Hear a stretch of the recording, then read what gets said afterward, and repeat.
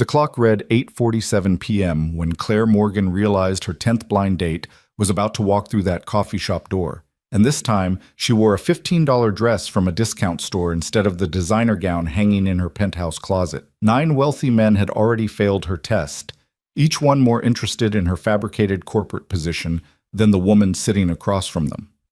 But as the door chimed and an exhausted-looking man stumbled in with apologies already forming on his lips, something shifted in the carefully constructed lie she'd been living. What she didn't know was that this deception, this desperate attempt to find something real in a world that had always wanted her money more than her heart, would lead to the most honest love she'd ever known and the most devastating betrayal she'd ever caused. If you want to see how a billionaire's lie transforms into the truest love story, stay with me until the end. And please hit that like button and comment what city you're watching from. I love seeing how far these stories travel. The rain had started exactly 3 minutes ago, and Claire Morgan watched from her corner table as water streaked down the coffee shop window, like tears she'd forgotten how to cry.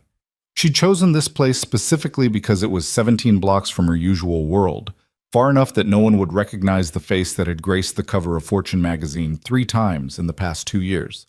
The fluorescent lighting was harsh and unflattering, nothing like the soft ambiance of the restaurants where men usually took her, back when they knew who she really was. Her phone sat face down on the table, silenced but still carrying the weight of 47 unread emails, 12 missed calls from her assistant, and a board meeting that had been rescheduled twice because Claire had told them she had personal matters to attend to. That phrase had caused visible confusion among her executive team. Claire Morgan didn't have personal matters. She had quarterly earnings, hostile takeovers, and a calendar that was planned down to the minute 6 months in advance. But she didn't have this, whatever this was. The dress she wore had cost $14.99. She'd bought it from a department store in a mall she'd never visited, paying cash because even her credit card felt like a betrayal of the experiment. It was navy blue, simple, with a small stain near the hem that she'd noticed only after leaving the store. She'd almost gone back to exchange it, then realized that was exactly the point. Women who worked regular office jobs and worried about stretching paychecks to the end of the month didn't obsess over small stains. They wore them anyway and hoped no one noticed. She'd been Anna for 3 months now. Anna Clark, administrative assistant at a mid-sized marketing firm, salary $42,000 a year, studio apartment in a neighborhood where the subway rattled the windows, no car because parking was too expensive.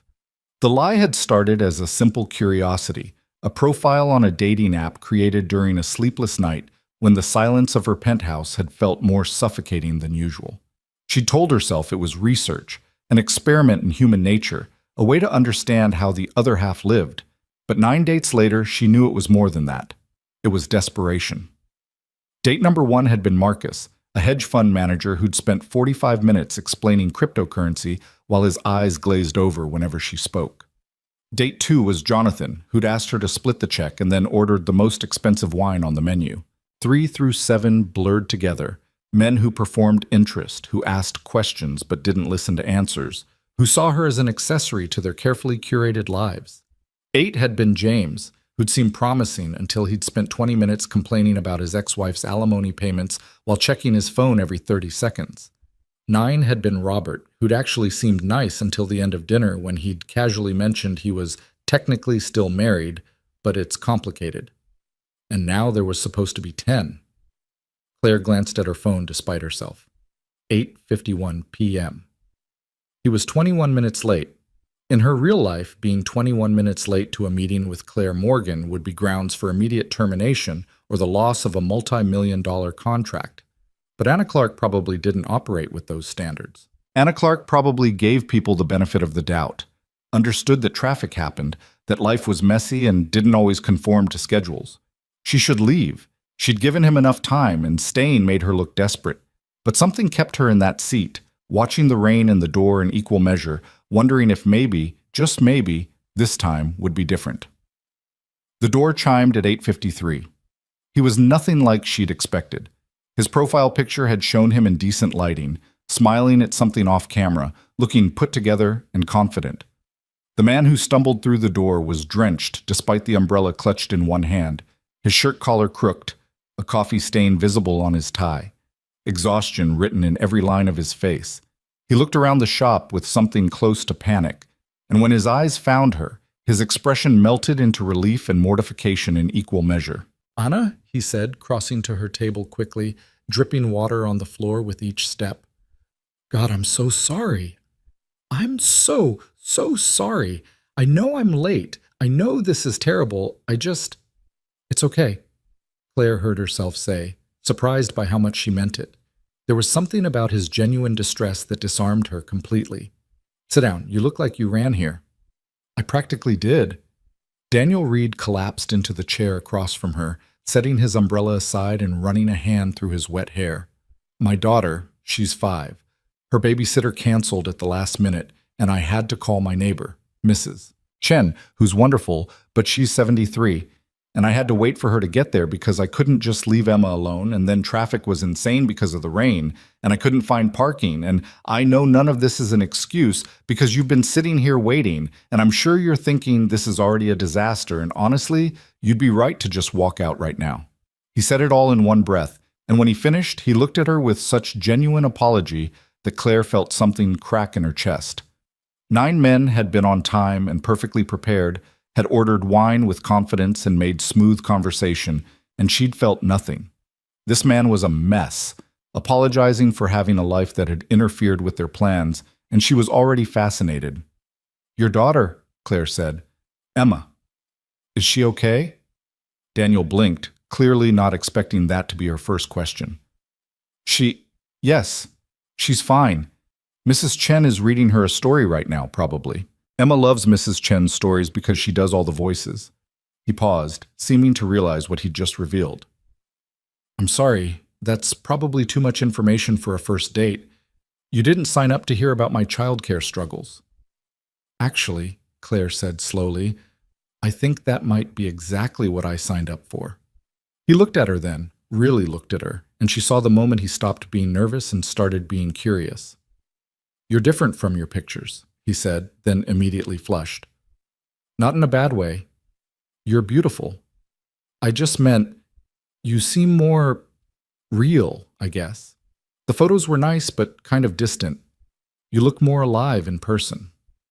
It was possibly the most awkward compliment Claire had ever received, and also the most genuine. "Thank you," she said. "You're different too. Your profile said you're an accountant?" "Assistant accountant at Whitmore and Associates," he clarified, and she caught the slight emphasis on assistant, which is a fancy way of saying I do a lot of data entry and try to catch my boss's mistakes before they become problems. It's not exciting, but it's steady. And with Emma, steady is what I need. He paused. "Your profile said you work in marketing." The lie came easily now, practiced over 9 previous dates. "Administrative work, mostly, nothing glamorous. A lot of scheduling and correspondence and making sure the office runs smoothly. All technically true about administrative assistants, even if Claire herself commanded a team of 67 executives and had a personal assistant whose sole job was managing her schedule. It pays the bills." "That's all we can ask for, right?" Daniel said, and there was no bitterness in it, just acceptance. "Sorry, I should probably order something. Have you been waiting long? Did you already eat?" "Just coffee," Claire said. "I wasn't sure if you were still coming." "I almost didn't," he admitted, and his honesty was startling. "Not because I didn't want to meet you, but because I thought about Emma being upset that I was leaving again, and Mrs. Chen's bad hip, and how tired I am, and all the very reasonable excuses I could make. But then I thought about the fact that I haven't been on a date in 2 years, and maybe I deserve one evening to remember what it's like to talk to another adult about something other than kindergarten pickup times and grocery lists." He waved over a server and ordered coffee and a sandwich, apologizing for his appearance, making small talk that showed he was known here, that he came often enough that the server remembered he took his coffee black with 2 sugars. Claire watched him interact with ease and kindness and thought about how many men she'd dated who treated service workers as invisible. "So," Daniel said when the server left, turning his full attention back to her, "tell me about your day. And I actually want to know. What does Anna Clark do when she's not waiting for disasters like me to show up 23 minutes late to coffee?" And there it was, the question 9 other men had never quite managed to ask with genuine interest. What did she do? Who was she when no one was watching? Claire, Anna, found herself talking, really talking. She told him about the book she was reading, a thriller she'd picked up at a used bookstore because Anna Clark couldn't afford hardcover prices. She talked about the coffee shop near her apartment where she'd become a regular, where the barista knew her order and sometimes gave her an extra shot of espresso on rough mornings. She described her walk to work through the park, the way the light hit the trees in early morning, the dog walker she saw every day who had 7 dogs of wildly different sizes. All of it was true. She did those things as Anna during the mornings when she woke up early and spent 2 hours living a different life before putting on her real clothes and becoming Claire Morgan again. They were the realest parts of her week, those stolen hours of anonymity. Daniel listened, not the performative listening of men checking their phones under the table or waiting for their turn to speak, but actual listening. He asked follow-up questions. He laughed at her story about the time all 7 dogs had tangled their leashes around a tree and their walker had ended up wrapped in the middle like a maypole. He told her about Emma's obsession with butterflies, how she insisted on wearing her butterfly wings to school every day, even over her winter coat. "The other kids think it's weird," he said, and there was a father's protectiveness in his voice. "But Emma doesn't care. She says butterflies are magic, and magic doesn't care what anyone thinks. I hope she keeps that confidence. I hope the world doesn't beat it out of her." "It won't if you don't let it," Claire said, and meant it. "You're raising her to be herself. That's more than most kids get." "I'm trying," Daniel said quietly. Her mom left when she was 6 months old, just left. Decided she didn't want to be a mother after all, signed away her rights, moved to California with her boyfriend. I haven't heard from her in 4 years. He looked up at Claire with something like defiance, waiting for judgment. "Most women run when I tell them that. Too much baggage, too much responsibility, too much reality for a first date." Claire thought about the men she dated in her real life, who saw her wealth as the ultimate prize, who wanted access to her connections and her lifestyle and her name. Who would have seen a single father with a young daughter as exactly what Daniel had called it? Too much baggage. "I'm still sitting here," she said. Something in his expression shifted. "Yeah," he said softly. "You are." They talked until the coffee shop started putting chairs on tables, until the server who knew Daniel's order gave them a meaningful look that said they needed to wrap it up. They talked about terrible movies they secretly loved and childhood dreams they'd given up and the small joys that made difficult days bearable. Daniel told her about learning to braid hair from YouTube tutorials and the triumph of getting Emma to eat vegetables by telling her they were dragon food. Claire told him about her tiny apartment's broken radiator and the neighbor who played saxophone at 2 a.m. Every lie felt like a stone in her stomach, but every truth she could tell felt like breathing. When they finally stood to leave, Daniel walked her to the subway entrance, even though it was out of his way. The rain had stopped, leaving the streets gleaming and quiet. "I had a really good time," he said, and she could hear the surprise in his voice, as if he'd expected this to go the way his previous attempts had probably gone, awkward and forgettable. "I know I was a mess showing up late and talking about my kid too much and probably breaking every first date rule in the book, but I haven't enjoyed talking to someone this much in, I can't remember how long." "Me too," Claire said, and realized it was the truest thing she'd said all night. "Can I see you again?" Daniel asked. "I know I should probably play it cool and wait a few days to text, but I'm too tired for games, and Emma taught me that when you want something, you should just ask for it directly. So, can I see you again, Anna?" She should say no. She should end this now, before the lie got bigger, before someone got hurt. She should go back to her penthouse and her real life, and forget about this experiment that had gone too far. "Yes," she said instead. "I'd like that." His smile was worth every lie she'd have to tell to make it happen. They exchanged phone numbers. Hers, a burner she'd bought specifically for this purpose. His written in his own hand on a coffee shop receipt because his phone battery had died somewhere between leaving Emma and getting to the date. He hugged her goodbye. A quick, awkward embrace that smelled like rain and coffee and something warm she couldn't name. Claire watched him walk away, his shoulders straighter than they'd been when he arrived, and felt the weight of what she'd just done settle over her like a shroud. She was Claire Morgan, CEO of Morgan Industries, worth $3.7 billion according to the last Forbes estimate, And she'd just agreed to a second date with a man who thought she made $42,000 a year and struggled to pay rent. She pulled out her real phone as she descended into the subway, the one with her assistant's increasingly frantic messages about the merger that needed her approval and the interview she'd rescheduled and the charity gala she was expected to attend on Friday. Her real life, waiting for her like it always did. But for 2 hours tonight, she'd been someone else. Someone real. Someone seen. And the man who'd seen her didn't even know her name. The subway car was nearly empty at this hour, just her and a few tired workers heading home from late shifts. Claire stared at her reflection in the dark window, seeing both versions of herself superimposed. The woman in the cheap dress who'd had the best date of her life, and the woman in designer clothes who'd built an empire by always knowing exactly who she was and what she wanted. For the first time in her adult life, she had no idea which one was real. Her phone buzzed. A text from an unknown number. Got home. Emma wanted to know if the nice lady liked butterflies. I told her I forgot to ask. Do you like butterflies, Anna? Claire smiled, typing back. I love them. Tell Emma Magic doesn't care what anyone thinks.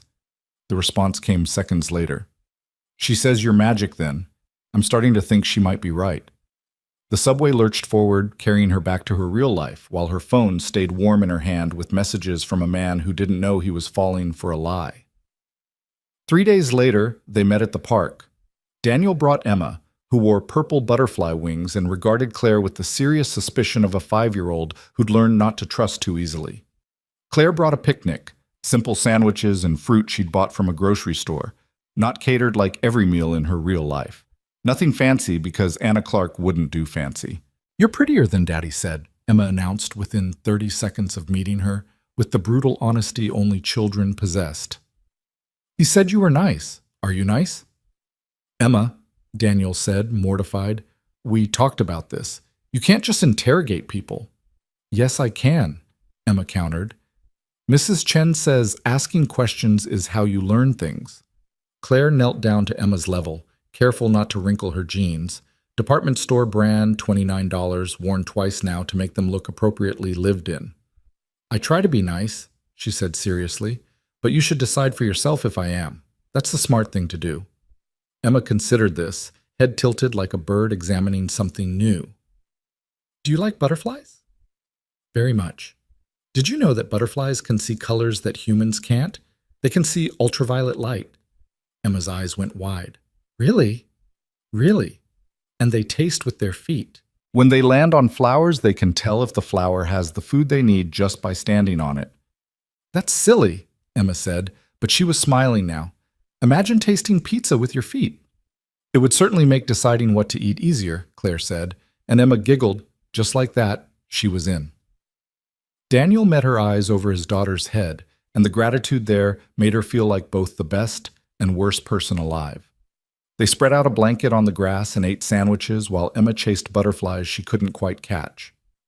Daniel told her about his week, a difficult client, a mistake he'd caught just in time, the small victory of finishing all his work by 5 so he could pick Emma up from school himself instead of relying on aftercare. What about you? He asked. How was your week? Terrible, Claire thought. She'd fired 3 executives for incompetence, approved a hostile takeover that would eliminate 200 jobs, and sat through a deposition for a lawsuit that was entirely baseless but would cost millions to fight. She'd slept 4 hours a night and eaten most of her meals standing up while reviewing reports. Busy, Anna said. Lots of meetings and paperwork. My boss is kind of demanding. All technically true. Claire Morgan was incredibly demanding of herself. But I got everything done. How's Emma's butterfly project going? She'd remembered. From their first date, Daniel mentioning that Emma was building a butterfly garden at school. Such a small detail, but his face lit up that she'd retained it. She's obsessed, he said fondly. She can name 15 different species now. Her teacher says she's going to be a scientist. Or a magician, Claire suggested. She did say butterflies were magic. Or a magician, Daniel agreed, though the pay is probably better in science. Money isn't everything, Claire said automatically, then felt the irony of those words coming from a woman worth billions. No, Daniel said, watching Emma spin in circles with her wings spread wide. It's really not. They fell into an easy routine after that. Coffee during the week when Daniel could slip away during lunch, his hour break spent with her instead of eating at his desk. Weekend mornings at the park when Emma was with them, just the two of them for evening walks when she wasn't. Claire learned to navigate his schedule, which revolved entirely around a 5-year-old's needs: school drop-offs and pickups, dinner at 6, bedtime at 8, the precise routine that kept his small world functioning. She learned that he made breakfast for Emma every morning, elaborate pancake shapes because it was the one meal where he could make her smile before the rush of the day began. That he taught himself to cook from internet videos because takeout was too expensive and he wanted Emma to eat healthy.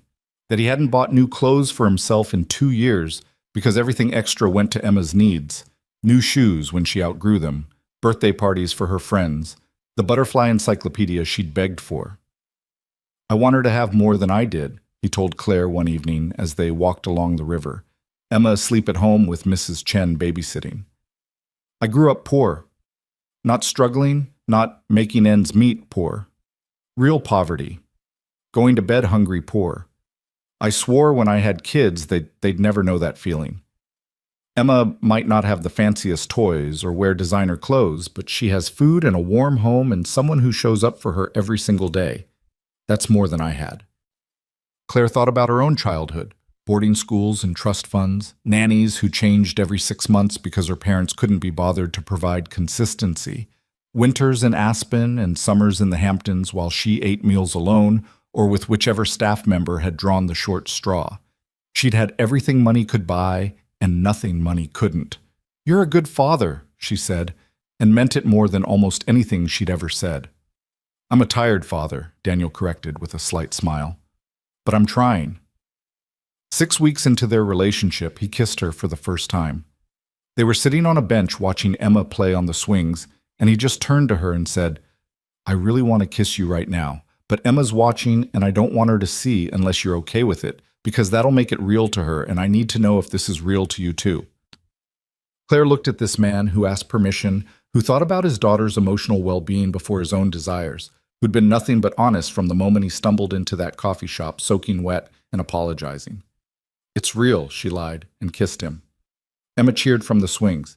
"Daddy's got a girlfriend! Daddy's got a girlfriend!" Daniel laughed against Claire's mouth, and she felt something in her chest that she was terrified to name, but couldn't deny.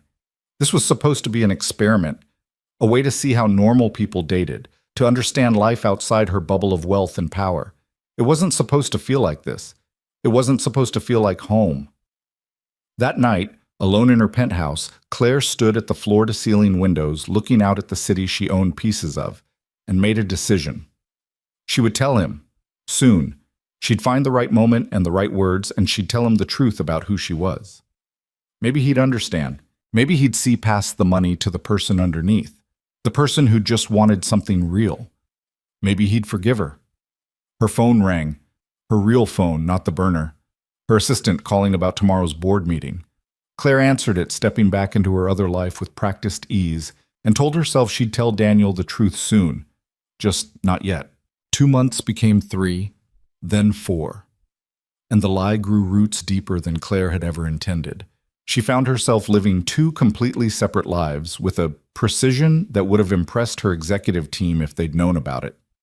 Mornings were Claire Morgan, power suits and boardrooms, decisions that moved millions of dollars, conference calls with Tokyo and London before most people finished their first coffee. But evenings and weekends belonged to Anna Clark, who met Daniel after work wearing clothes that cost less than her daily coffee budget in her real life, who helped Emma with homework at Daniel's small kitchen table, who learned to make box mac and cheese because it was Emma's favorite. The apartment Daniel lived in was a 1-bedroom in a neighborhood Claire had never visited before she became Anna. He'd given Emma the bedroom and slept on a pull-out couch in the living room, surrounded by his daughter's artwork taped to walls that needed repainting. The building had thin walls that carried every sound from neighboring units, a radiator that clanked at odd hours, and a landlord who took weeks to fix anything. But Daniel kept it spotless, and Emma had decorated every surface with drawings of butterflies and families that always included 3 people now: a tall figure, a small figure with wings, and a new figure with long hair that Emma had labeled Anna in careful kindergarten letters. Claire had stood in front of that drawing for a full minute the first time she saw it, feeling something crack and reform inside her chest. Emma had drawn her into their family without hesitation, without knowing anything about bank accounts or corporate empires, just knowing that Anna made her daddy smile and brought her butterfly books and listened when she talked about her day. "She really likes you," Daniel had said quietly, coming to stand beside Claire. "I want you to know that I wouldn't have introduced you two if I didn't think this was serious. Emma's already lost one mother. I won't let her get attached to someone who's going to leave." "I'm not going anywhere," Claire had promised, and watched Emma add more details to the drawing. A sun with a smiling face, flowers, a butterfly the size of a person's head. The lie had tasted like ash in her mouth even as she said it. Now, standing in Daniel's kitchen while he cooked dinner and Emma did homework at the table, Claire felt the weight of that promise like a physical thing. She'd canceled a gala tonight, told her assistant she had food poisoning, and let her publicist handle the questions about why Claire Morgan hadn't appeared at an event she'd been scheduled to attend for 6 months. It was the 4th event she'd missed in as many weeks, and people were starting to notice. "Anna, how do you spell chrysalis?" Emma called from the table, pencil poised over her science worksheet. Claire spelled it out, letter by letter, watching Emma's tongue stick out in concentration as she wrote. She'd learned that Emma did that when she was really focused, just like Daniel did when he was working through a difficult problem. Father and daughter, mirror images in their mannerisms. "What's a chrysalis again?" Emma asked, even though they'd gone over this 3 times already. "It's the shell a caterpillar makes when it's transforming into a butterfly," Claire explained, pulling vegetables from the refrigerator for Daniel. She'd learned where everything was in this kitchen, had memorized which cabinet held the plates and which drawer had the silverware. The caterpillar goes inside and completely changes. When it comes out, it's something totally new. "But it's still the same butterfly," Emma said seriously. "Right? It didn't become a different bug. It was always going to be a butterfly. It just had to change to show everyone." "That's exactly right," Daniel said from the stove, meeting Claire's eyes with a smile that made her feel like both the best and worst person alive. "You're getting so smart, butterfly girl." Emma beamed and went back to her worksheet. Claire started chopping vegetables with movements that were becoming automatic. She'd learned to cook in Daniel's kitchen, actually cook, not just oversee a private chef or order from restaurants with Michelin stars. There was something meditative about the repetitive motion of the knife, the simple alchemy of transforming raw ingredients into something that would feed people she cared about. "I got a call from my boss today," Daniel said casually, but Claire heard the tension underneath. "Whitmore wants me to work late tomorrow. There's a big client presentation and they need all the numbers triple-checked." "How late?" Claire asked, already knowing what was coming. 7? Maybe 8? I hate asking, but is there any way you could pick Emma up from school? "Mrs. Chen has her book club tomorrow, and I don't have anyone else I trust." He said it like it cost him something, this asking for help. Claire had learned that Daniel hated owing anyone anything, hated the vulnerability of needing assistance. "Of course," she said immediately, then realized what she'd just agreed to. Tomorrow she had a merger meeting at 4 that she absolutely could not miss. 3 months of negotiations coming to a head, 2 companies worth a combined $800 million waiting for Claire Morgan's final decision. "What time does school get out?" 3:15. "I know it's the middle of your workday. I'm sorry. I can try to find someone else." "No," Claire said firmly. "I'll be there. I'll just leave work early." She'd have to. There was no way around it. She'd figure something out, move the meeting or send her second-in-command or fake another illness. The lies were getting easier, which scared her more than anything. Daniel's relief was visible. "Thank you, really. Emma's going to be so excited. She's been wanting you to meet her teacher." That night, after dinner and dishes and helping Emma with the rest of her homework, after Daniel read his daughter a bedtime story and kissed her goodnight, he and Claire sat on his worn couch with cups of tea that had gone cold while they talked. This was Claire's favorite part of the day, these quiet hours when Emma was asleep and they could just exist together without performance or pretense, or at least without Daniel having to pretense. Claire was always performing now. "I've been thinking," Daniel said, and there was something nervous in his voice that made Claire's heart speed up. "About us, about what this is." Claire set down her tea, turning to face him fully. "Okay." Emma drew us as a family today. Did you see? We're all holding hands in that picture she made at school. He ran a hand through his hair, a gesture Claire had learned meant he was working up to something difficult. And I realized I want that. Not just the idea of it, but the reality. I want to wake up next to you and make breakfast together and not have to say goodbye at the end of the night. I want Emma to have what I never did. 2 parents who choose to be there. Claire's heart was pounding so hard she was sure he could hear it.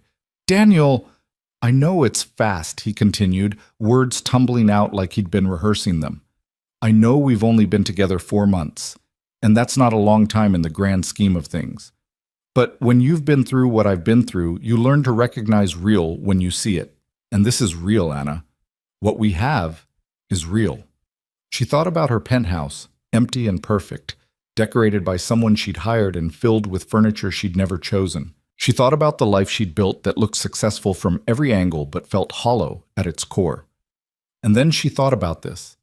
Daniel's lumpy couch and Emma's butterfly drawings and dinners that came from a box but tasted like home. It is real, she said, and meant it even though nothing about her was real to him. This is the most real thing in my life. Daniel's smile was sunshine breaking through clouds. Then move in with us. I know this place is small and it's not fancy and you'd have to share a bathroom with a 5-year-old who leaves her butterfly wings everywhere, but it would be ours. We'd be a family. Claire opened her mouth and nothing came out. Move in. Share this life completely. Wake up here every morning and go to sleep here every night. It was impossible. How would she explain the mornings she had to be at the office by 6? The business trips to Singapore and Dubai? The phone calls that couldn't wait and the emergencies that required her immediate attention? I want to, she said slowly, carefully. I really want to. But my lease isn't up for 3 more months and breaking it would cost... She did quick math, trying to figure out what Anna Clark could afford. More than I have right now. Can we wait until then? Until summer? It wasn't a no, but it wasn't a yes either. Daniel's face fell slightly, then recovered. Of course. That makes sense. I'm sorry. I shouldn't have sprung this on you. I just got excited about the idea of you being here all the time. I'm excited too, Claire said, and kissed him before the guilt could show on her face. Summer. I promise. Summer was 3 months away. 3 months to figure out how to tell him the truth. 3 months to find the words that would make him understand why she'd lied. 3 months to prepare for the moment when everything would fall apart. Or 3 months to live in this beautiful fiction before reality destroyed it. The next day, Claire sat in her office at Morgan Industries, staring at the clock as it ticked toward 3 p.m.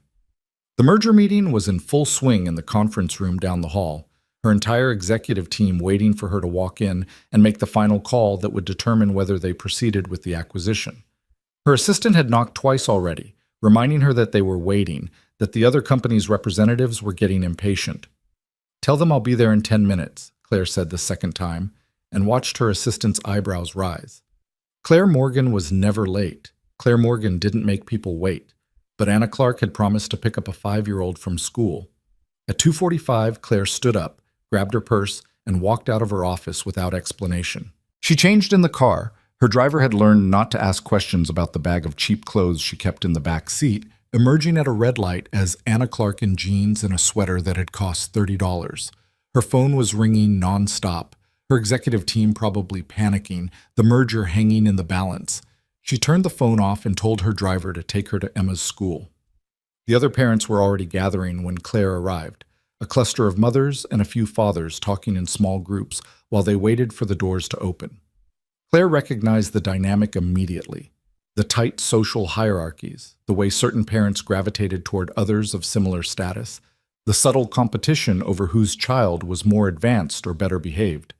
It wasn't so different from the social dynamics of her charity galas, just with different stakes. You must be Anna, a woman said, approaching with a smile that was friendly but assessing. Emma hasn't stopped talking about you. I'm Madison, Tyler's mom. Our kids are in the same class. Nice to meet you, Claire said, shaking her hand and recognizing the designer bag on Madison's shoulder, even if the clothes were deliberately casual. Money trying to blend in with less money, the eternal dance of parents who wanted their children to seem normal while ensuring they had every advantage. Daniel mentioned he was seeing someone, Madison continued.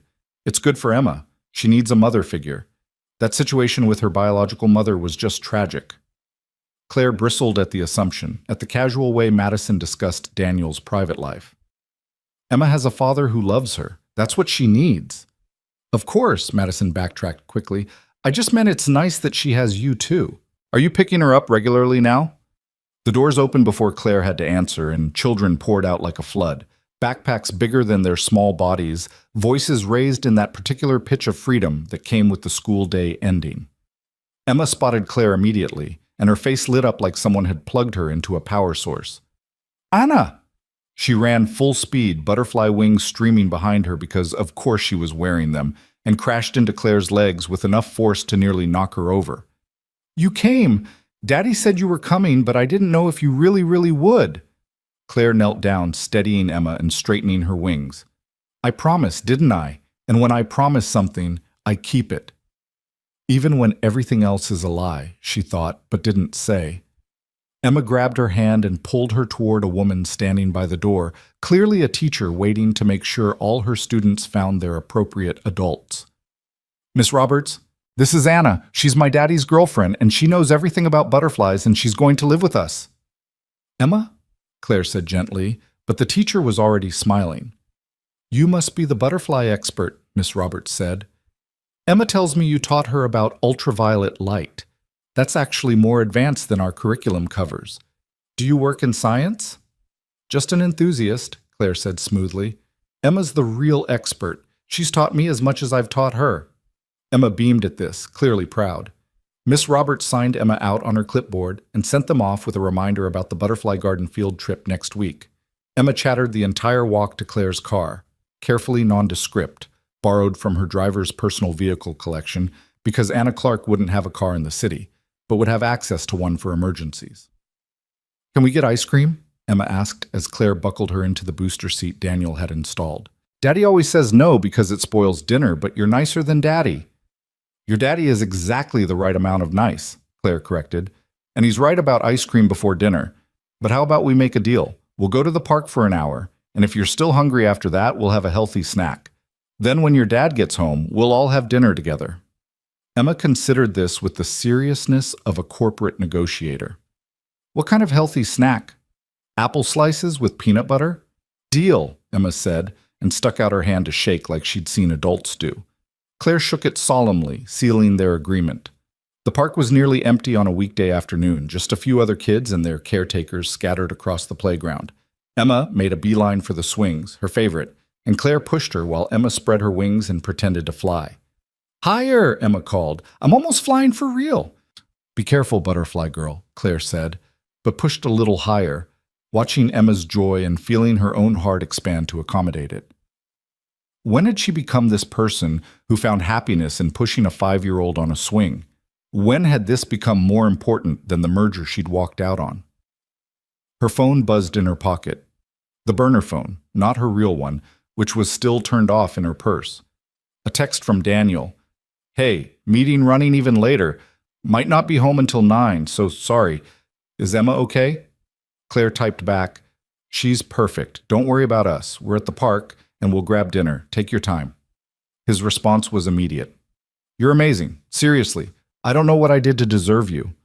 The guilt was a living thing now, coiled in Claire's stomach. She pocketed the phone and focused on Emma, who had moved on from swings to the climbing structure and was narrating an elaborate story about a butterfly princess who had to save her kingdom from an evil caterpillar. Why is the caterpillar evil? Claire asked, genuinely curious about the logic of 5-year-old storytelling. Because he's jealous, Emma explained, hanging upside down from a bar with the fearlessness of childhood. He wants to be a butterfly too, but he's too scared to make a chrysalis. So instead he tries to stop all the other caterpillars from transforming. Claire felt that observation land like a punch. That's very sad for the caterpillar. Yeah, Emma agreed. But the butterfly princess helps him anyway. She shows him that changing is scary, but it's worth it. And then he makes his chrysalis and becomes a butterfly too, and they're friends. That's a good story, Emma. It's not a story, Emma said seriously, righting herself on the bar. It's real. Miss Roberts said butterflies teach us that change is natural and we shouldn't be afraid of it. Change is natural. Claire thought about the chrysalis she'd built around herself, the protective shell of lies that kept her real self hidden while she tried to transform into someone worthy of this love. But unlike Emma's caterpillar, Claire wasn't transforming into something new. She was just hiding what she'd always been. They stayed at the park until the sun started setting, until Emma finally admitted she was hungry, and they went to a small diner near Daniel's apartment. Emma ordered chocolate chip pancakes because breakfast for dinner was the best, she explained, and Claire found herself agreeing. They sat in a booth with cracked vinyl seats and shared a plate of pancakes that were probably frozen before they hit the griddle, and Emma told her about every single kid in her kindergarten class with the detailed analysis of a social anthropologist. And then there's Madison's son Tyler, who thinks he's better than everyone because his mom drives a fancy car. But I don't care about fancy cars because Daddy says what matters is what's inside a person, not what they have on the outside, Emma said, drowning her pancakes in syrup. Do you have a fancy car, Anna?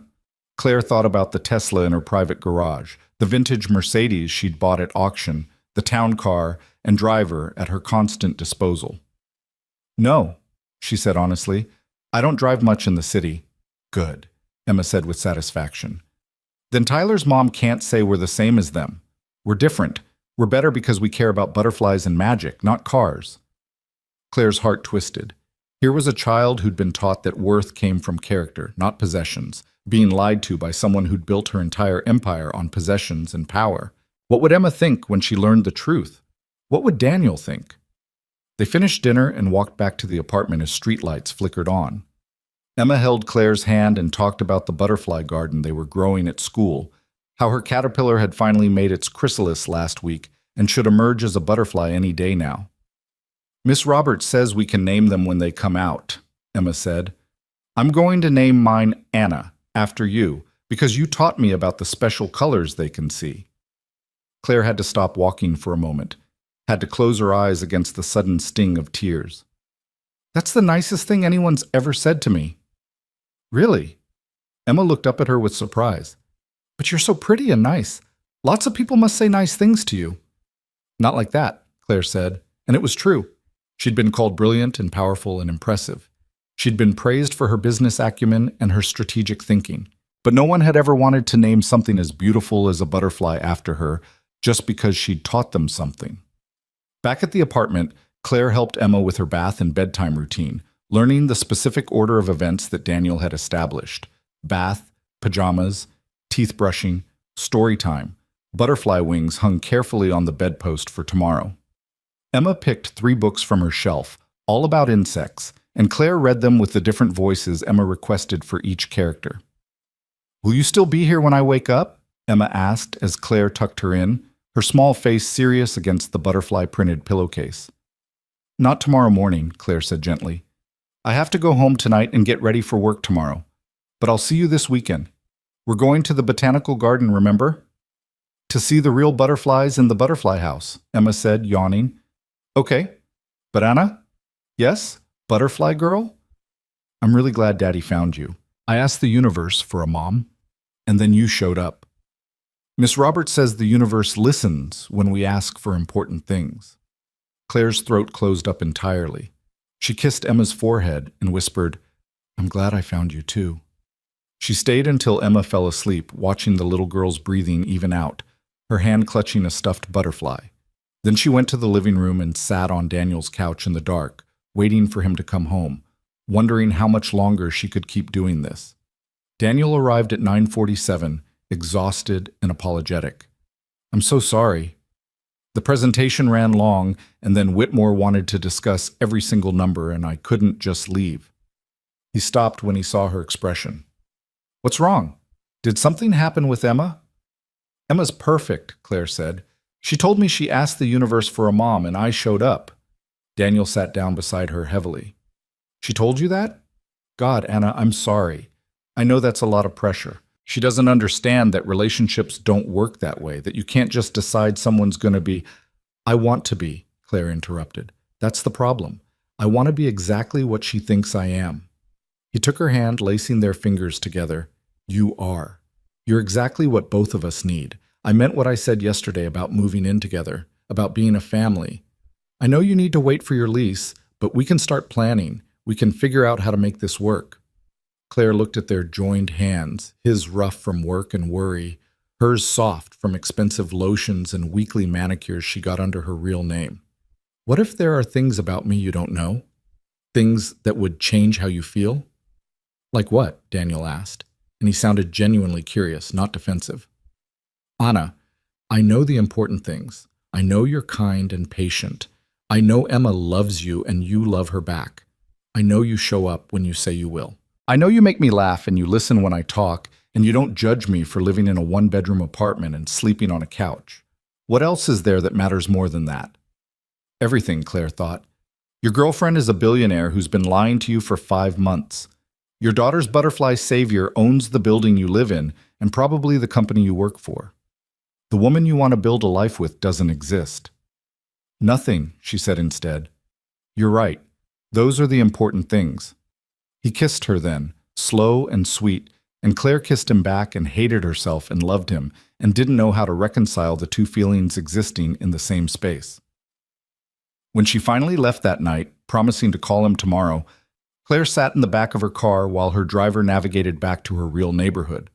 She pulled out her real phone and turned it back on, watching it explode with notifications.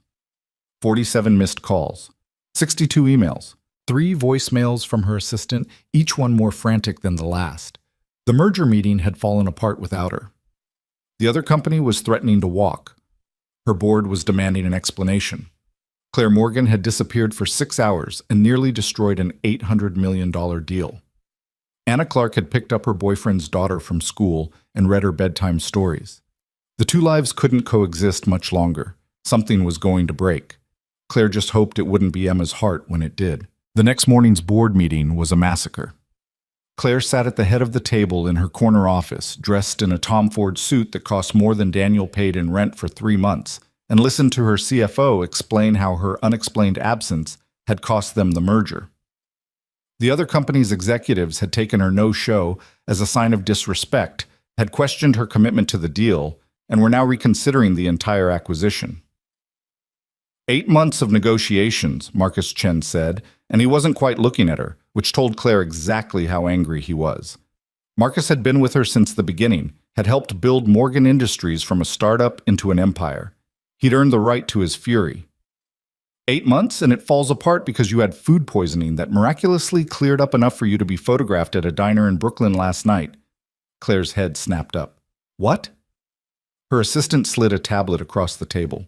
There on the screen was a photo from someone's Instagram, a blurry shot of a woman and a small girl sharing pancakes in a booth.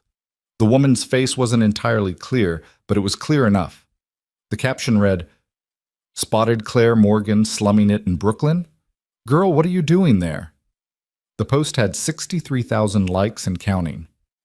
"It's not what it looks like," Claire said, which was possibly the most unconvincing thing she'd ever said in her professional life. "Then what is it?" Marcus asked, and now he was looking at her directly. "Because, from where I'm sitting, it looks like you blew off the most important meeting of the year to have dinner in a part of town you've never visited. Help me understand, Claire. Help us all understand what could possibly be more important than this company."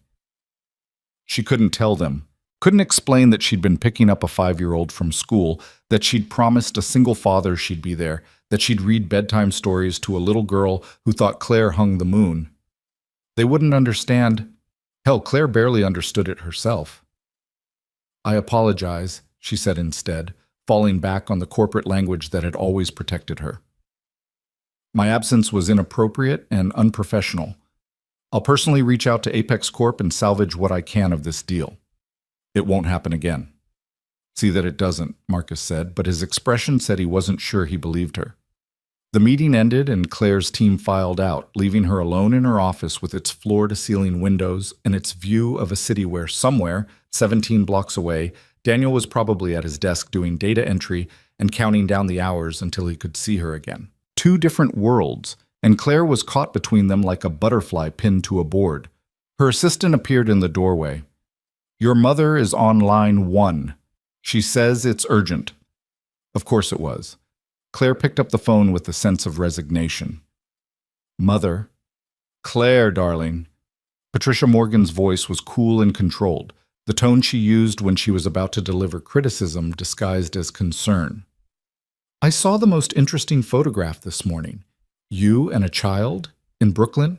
I wasn't aware you'd started doing charity work with underprivileged youth. It's not charity work, Claire said, too tired for her mother's particular brand of manipulation. Then what is it? Because people are asking questions, Claire. Questions I don't have answers to. Are you seeing someone? Someone you haven't introduced to the family? You know how important appearances are, especially now with the Apex merger in the news. The Apex merger that had just imploded because of Claire's lies. I'm handling it, Mother. Are you? Patricia's voice sharpened. Because from where I'm standing, it looks like you're having some sort of crisis. First you start missing events, then you're photographed in places you have no business being, and now I'm hearing rumors that you walked out of a crucial meeting yesterday without explanation. This isn't like you, Claire. You've always been so focused, so driven. What's changed? Everything, Claire wanted to say. I met someone who sees me as a person instead of a bank account. I fell in love with a man who doesn't know my real name and a little girl who wants to name a butterfly after me. I've been living a lie, and it's the most honest I've ever felt. Nothing's changed, she said instead. I'm fine. I'll call you later. She hung up before her mother could respond and sat in silence, looking at her reflection in the darkened screen of her computer. Claire Morgan, CEO, billionaire, woman who had everything except the one thing that mattered. Her real phone buzzed with a text from Daniel. Thank you again for yesterday. Emma hasn't stopped talking about the pancakes and the park and how you did all the voices in the butterfly books. She asked if you could pick her up every day. I told her you have to work like everyone else, but maybe sometimes. Hope that's okay? Claire typed back, more than okay. I love spending time with her, with both of you. It was true. It was also unsustainable. The weekend came and Claire took Daniel and Emma to the botanical garden as promised, watching Emma's face light up when they entered the butterfly conservatory. Hundreds of butterflies floated through the humid air like living flowers, landing on visitors' shoulders and heads, their wings every color Claire could name, and some she couldn't. Look, Emma breathed, standing perfectly still as a blue morpho butterfly settled on her outstretched hand. It chose me. You're very still, Daniel said softly, not wanting to scare the butterfly away. That's why it landed on you. Butterflies like calm, gentle people. The butterfly stayed for a full minute, slowly opening and closing its wings, the blue so vivid it almost hurt to look at. Emma's face was pure wonder, the kind of expression that reminded Claire why people had children in the first place, why they fought and struggled and sacrificed for these small moments of perfect joy. Claire took a photo with her burner phone, capturing Emma and the butterfly, and sent it to Daniel even though he was standing right next to her. So you can show her when she's older and doesn't believe magic exists, she said. Daniel looked at the photo on his phone, then at Claire, and his expression was so full of love that Claire had to look away. Thank you, he said quietly, for all of this, for being here, for caring about her, for making us feel like we matter. You do matter, Claire said, and meant it more than she'd ever meant anything. You're the most important thing in my life. It wasn't until later when they were having lunch in the garden cafe and Emma was distracted by the koi pond that Daniel brought up moving in again. I've been thinking, he said, picking at his sandwich, about summer, about you moving in with us. And I realized I've been selfish, just assuming you'd want to move into my place. It's small and it's not in a great neighborhood, and you'd be giving up your own space. So I was thinking maybe we could look for somewhere new together. A 2-bedroom, so Emma can have her room and we can have ours. Somewhere with better schools for when she gets older. I've been saving, and with both our incomes, we could probably afford something nicer than what I have now. Claire's stomach dropped. Both their incomes. He'd been budgeting based on what he thought she made as an administrative assistant. He'd probably been looking at apartments in neighborhoods he could afford, planning a future based on a salary that was a rounding error in Claire's actual wealth. Daniel, she started, but didn't know how to finish. I know it's a lot to think about, he continued, taking her silence as hesitation. And I don't want to pressure you, but I've been looking at some places online just to get an idea of what's out there, and I found this great 2-bedroom in Queens. It's near a good school, and there's a park 2 blocks away, And the rent is only $1,800 a month. That would be $900 each, which I know is more than you're probably paying now for your studio, but we'd have so much more space and Emma would have a real yard to play in. $900 a month. Claire spent more than that on shoes. She owned apartment buildings where the penthouse units went for $20,000 a month. And here was Daniel, proud and excited about finding a place for $1,800, planning a life where $900 was a significant financial commitment. That sounds perfect, Claire heard herself say, because what else could she say? Let's look at it. Daniel's smile was sunshine breaking through clouds. Really? You mean it? I know it's not fancy or anything, but it would be ours. Our home. Our family. Our family, Claire repeated, and watched Emma chase a butterfly that had wandered over from the conservatory, and tried not to think about what would happen when Daniel learned that his girlfriend could buy the entire apartment building he was so excited about without even checking her bank balance. That night, alone in her penthouse, Claire made a decision. She would tell him. This weekend, she'd take Daniel somewhere private and tell him everything. She'd explain why she'd lied, make him understand that the feelings were real, even if the circumstances weren't. She'd offer to help him and Emma to set up trust funds and pay for private schools and give them the kind of security they'd never had. He'd be angry at first, but he'd understand. He had to understand. The plan lasted exactly 3 days. On Wednesday morning, Claire's assistant informed her that she had an unexpected visitor. He says his name is Daniel Reed and that it's important. He doesn't have an appointment, but he seems quite insistent about seeing you. The world tilted sideways. What? Should I send him away? I can call security if... No, Claire said quickly, her mind racing. Give me 5 minutes, then send him up. She had 5 minutes to figure out how to explain this. 5 minutes to come up with a reason why Daniel Reed, assistant accountant at Whitmore and Associates, was visiting the executive office of Morgan Industries. 5 minutes to prepare for the moment when her two worlds collided. She didn't even get that. The door to her office opened and Daniel walked in, but he wasn't alone. He was with Richard Whitmore himself, the senior partner at the accounting firm, and 2 other men Claire recognized as Whitmore's associates. They were all carrying briefcases and wearing the careful professional expressions of people about to conduct serious business.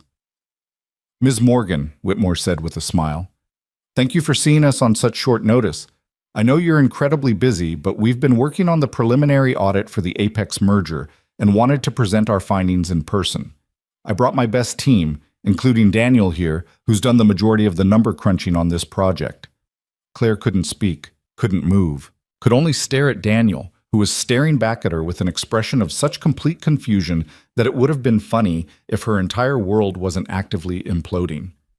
I'm sorry, Daniel said slowly, looking between Claire and Whitmore. You're Claire Morgan? As in the CEO, Claire Morgan? You two know each other? Whitmore asked, surprised. I didn't realize... We don't, Claire said quickly. At the same time, Daniel said, We're dating. Silence fell like a guillotine blade. Whitmore looked between them with dawning understanding and obvious discomfort. I see. Well, this is unexpected. Perhaps we should reschedule this meeting for a time when... No, Daniel said, and his voice had gone very flat. No, I think we should have this meeting right now. I'd like to present my findings to Miss Morgan personally. The way he said her name felt like a slap. Claire gestured to the conference table on the far side of her office, the one she used for small meetings, and watched as the Whitmore team set up their presentation. Daniel moved like he was on autopilot, arranging papers with mechanical precision, not looking at her. The presentation was thorough and professional. Daniel had done excellent work, catching several potential issues with the Apex merger that Claire's own team had missed. Under any other circumstances, she would have been impressed, would have made a note to poach him from Whitmore and offer him a position with much better pay and benefits. Under these circumstances, she could barely focus on the numbers because she couldn't stop watching Daniel's face, the way his jaw was tight, the way his hands shook slightly as he pointed out line items on the spreadsheet, the way he was looking at everything in the room except her. The meeting lasted 45 minutes. Whitmore and his associates asked questions, Claire gave answers, Business was conducted with the smooth efficiency of people who did this every day. Only Daniel was silent after his initial presentation, standing against the wall with his arms crossed, watching Claire with an expression she couldn't read. When it was finally over, and Whitmore was shaking her hand and promising to send the full audit report by end of week, Claire said, "Mr. Reed, could you stay for a moment? I have some follow-up questions about the data analysis." Whitmore looked surprised, but nodded. "Of course. Daniel, I'll meet you in the car downstairs." He left with his team, and then it was just Claire and Daniel in her office, with its view of the city and its furniture that cost more than Daniel made in a year. The door closed, and Daniel exploded. "What the hell is this? What the hell is any of this? You're Claire Morgan? The Claire Morgan? Worth what, $3 billion? 4? And you've been pretending to be a broke office worker? You've been coming to my apartment and eating box mac and cheese and letting me plan a future where we split $900 rent, and you're—" He gestured wildly at the office, at her, at everything. "You're this?" "I can explain," Claire started, but Daniel cut her off with a bitter laugh. "Explain? Explain what? How you've been lying to me for 5 months? How you've been playing some kind of game, slumming it with the poor people for fun? Was this entertaining for you? Was I entertaining? Was Emma?" "No," Claire said desperately, moving toward him. "Daniel, no. It wasn't like that. I never meant—" "You never meant what? To lie?" "Because that's what you did. Every single day we were together, you were lying. Every time you came to my apartment and acted like $1,800 for rent was reasonable, you were lying. Every time you let me worry about money or talk about my struggles, you were lying." His voice broke on the last word. "I told you about Emma's mother leaving. I told you about growing up poor. I told you things I've never told anyone because I thought you understood. I thought we were the same." "I do understand," Claire said, and she could hear the desperation in her own voice.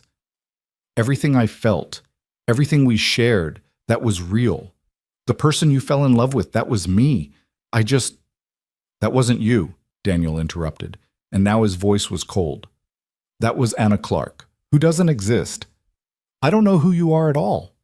He looked around the office again, really seeing it this time. The original artwork on the walls, the furniture that was clearly custom-made, the view that spoke of power and wealth, and a world so far removed from his own, they might as well be different planets. "Did you have fun? Playing poor? Seeing how the other half lives?" "It wasn't like that," Claire said again, but even she could hear how weak it sounded. "I was trying to find something real. Everyone I met only wanted me for my money, and I just wanted to know what it would be like if someone could see me, just me, without all of this." She gestured at the office, at herself, at the lie she'd been living. "So you lied to me instead," Daniel said flatly. "You made me believe you were someone you weren't. You came into my life, into my daughter's life, and built a relationship on complete fabrication. Do you have any idea what you've done? Emma loves you. She drew you into our family. She wants to name her butterfly after you. And now I have to go home and explain to a 5-year-old that the woman she thought was going to be her mother was lying about everything." The mention of Emma broke something in Claire. "Please," she said, and she didn't care that she was begging, didn't care that tears were streaming down her face. "Please, I love her. I love both of you. That was never a lie. Everything I felt was real." "How can I believe anything you say?" Daniel asked, and he sounded tired now, defeated. "How can I trust a single word out of your mouth when everything has been a lie? You're not Anna Clark, you're Claire Morgan, billionaire CEO who owns this building and probably the one I live in and maybe even the company I work for. You could buy and sell my entire life without even noticing the cost. We were never equals. We were never even in the same universe." "We were," Claire insisted. "When we were together, when it was just us, that was real. I wasn't Claire Morgan then. I was just a woman who what? Who felt sorry for the poor single dad? Who wanted to see what poverty was like up close?" Daniel shook his head. "You know what the worst part is? I was falling in love with you. Real, actual love, the kind where I was planning a future and thinking about proposals and imagining growing old together. I introduced you to my daughter. I let you into our lives, and you were lying the entire time. I wanted to tell you," Claire said desperately. "I was going to tell you. This weekend, I was planning to explain everything. When? Daniel demanded. After we moved in together in the apartment I've been saving for? After I introduced you to Emma's grandparents? After we got married? When exactly were you planning to mention that you're a billionaire? Claire didn't have an answer for that because she didn't know. She'd kept putting it off, kept telling herself next week, next month, later when the time was right. But the time was never going to be right because there was no good way to tell someone you'd been lying about your entire existence. I'm sorry, she whispered. I'm so sorry, Daniel. I never meant to hurt you.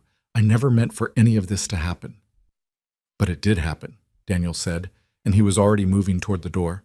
It did. And now I have to figure out how to explain to my daughter that the woman she loves doesn't really exist. He paused with his hand on the doorknob, turned back to look at Claire one more time. You know what Emma asked me last night? She asked if we could call you Mom instead of Anna. She said she knows you're not her real mom, but you feel like one, and would it be okay to call you that? And I told her we'd talk to you about it together, that it was a big step and we should all decide together. Claire felt something break inside her chest, something fundamental and irreparable.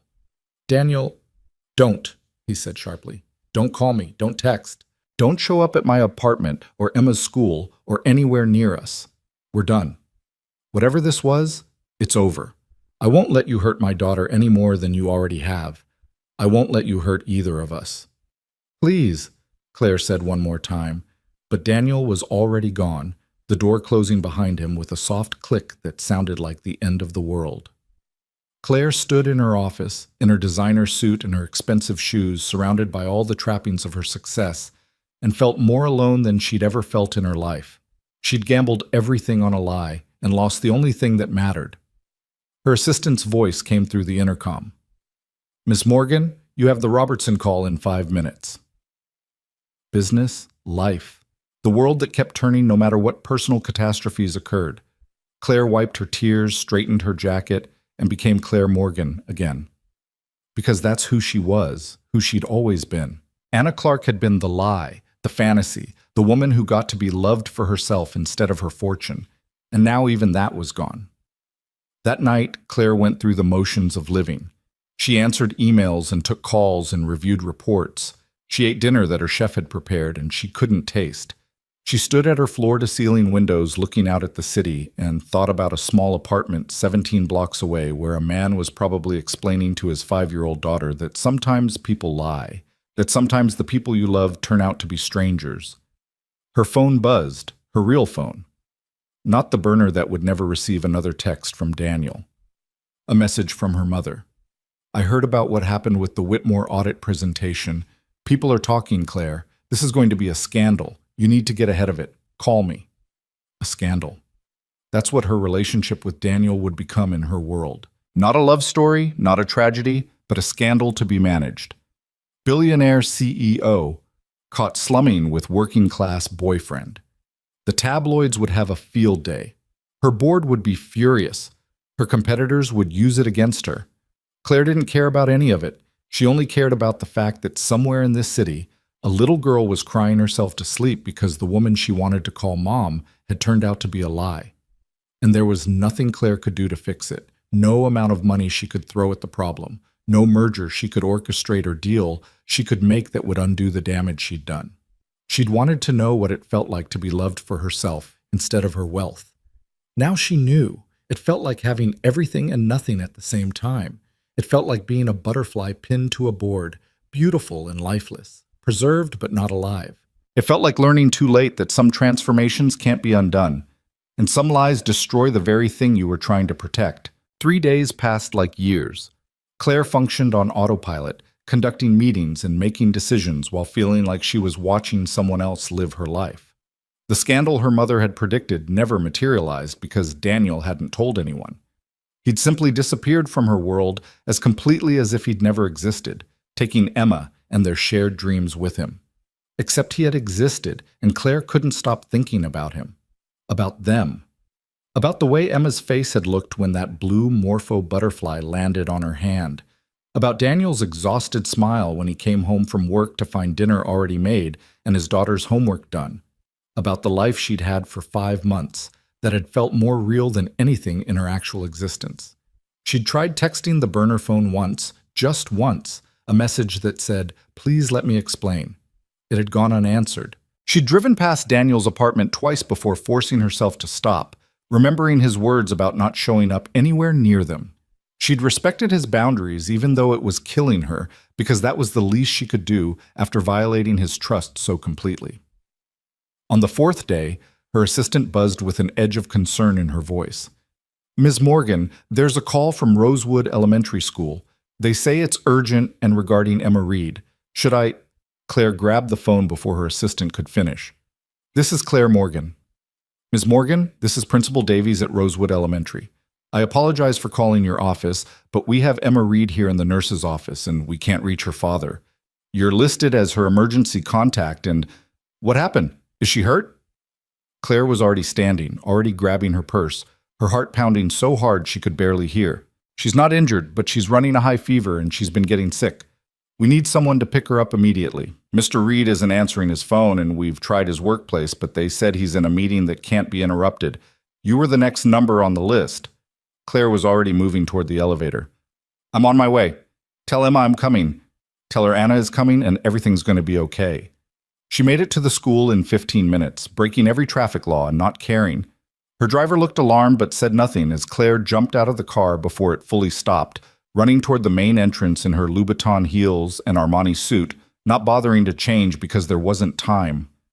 The school secretary directed her to the nurse's office, where Emma lay on a small cot, her face flushed with fever, her butterfly wings crumpled on the chair beside her. When she saw Claire, her eyes filled with tears. "Anna?" she whispered, and her voice was small and scared and nothing like the confident little girl who'd explained butterfly metamorphosis. "I don't feel good. I want my daddy, but they can't find him, and I was scared and I threw up and everyone was looking at me and—" "Shh, butterfly girl. It's okay." Claire was beside the cot immediately, pushing sweaty hair back from Emma's forehead, feeling the heat radiating from her small body. "I'm here now. You're going to be fine." "You came," Emma said, and started crying in earnest. "I thought you might not come because Daddy said you were busy, and we couldn't see you anymore, but I asked the universe for you, and you came." Claire's heart shattered. She looked at the school nurse who was watching this interaction with professional concern. "How high is her fever?" 102.5 when we took it 10 minutes ago. She's been vomiting and complaining of a headache. We recommend she see a doctor as soon as possible." "I'm taking her to the hospital," Claire said, already scooping Emma into her arms.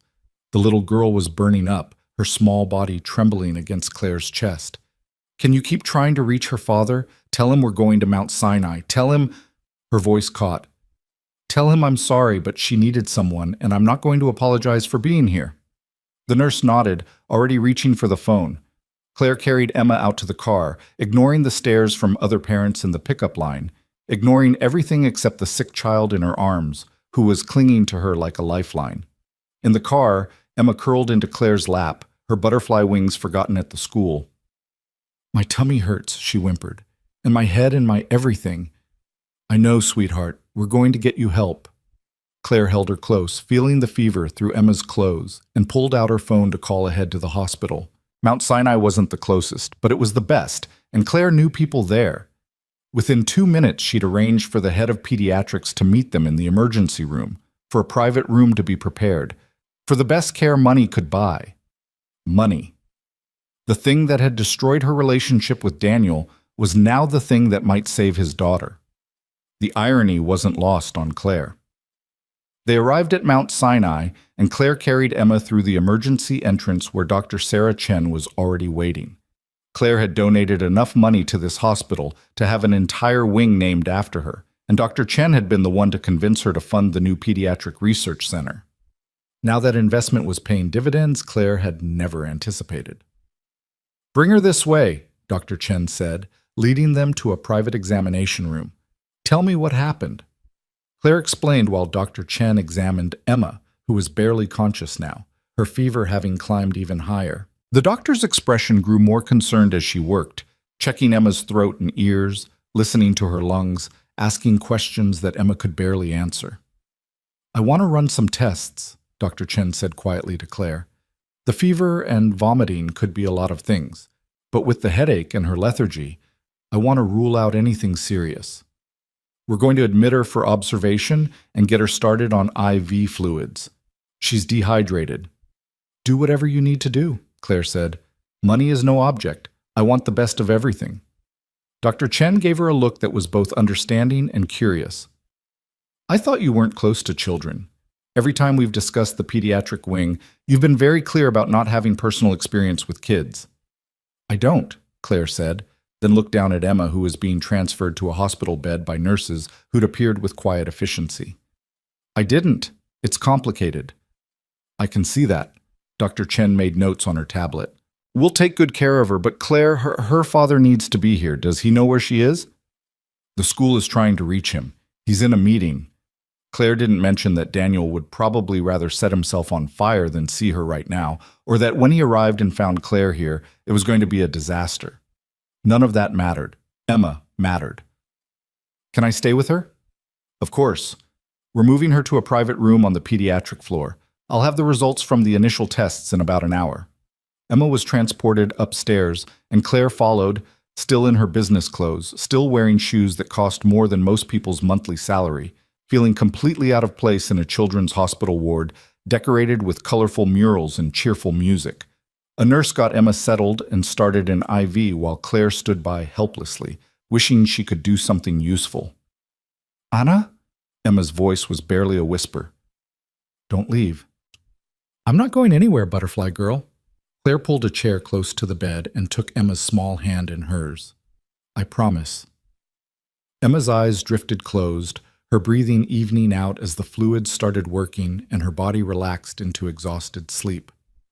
Claire sat there watching her, this child who wasn't hers but felt like hers, and understood with perfect clarity that she would do anything to protect her, anything at all. Her phone buzzed, her assistant, asking about the afternoon meetings Claire was missing. Claire typed back a brief message.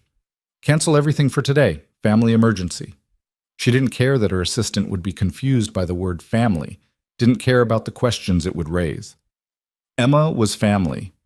Maybe not by blood or law, but by choice, by love, by the simple fact that when this child needed her, Claire had come running without hesitation.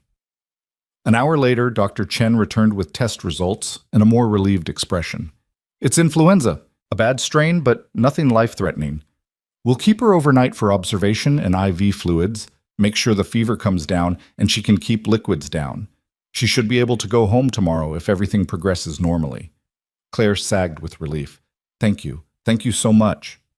She's going to be fine, Dr. Chen assured her. Kids are resilient. She'll feel terrible for a few days, then bounce right back. Has her father been reached? As if summoned by the question, there was a commotion in the hallway. Raised voices, someone demanding to know where his daughter was, a nurse trying to provide calm directions. Then the door burst open, and Daniel was there, his face pale with panic, his tie askew, looking like he'd run the entire way from his office. Emma, he breathed, crossing to the bed in 3 strides. Then he saw Claire and stopped dead. What are you doing here? The school called me, Claire said quietly, standing up but not moving away from Emma's bedside. They couldn't reach you, and I was her emergency contact, and she was sick, and You had no right, Daniel said, but his attention was already on his daughter, his hand reaching for her forehead to check her temperature. Emma, baby, I'm here. Daddy's here now. Emma stirred, her eyes opening slightly. Daddy? Anna came and got me. She brought me to the hospital, and the nice doctor said I'm going to be okay. I know, butterfly girl. I know. Daniel's voice cracked, and he looked at Claire with an expression that was equal parts fury and grudging gratitude. Can we talk? Outside? Claire followed him into the hallway, bracing herself for the confrontation she knew was coming. They walked a short distance from Emma's room, far enough that she wouldn't overhear, but close enough that they could get back quickly if needed. I told you to stay away from us, Daniel said, and his voice was low and controlled in that way that meant he was barely holding it together. I specifically said not to come near Emma and you. She was sick and alone and scared, Claire interrupted. The school couldn't reach you, Daniel. She needed someone, and I was the only person they could contact. What was I supposed to do?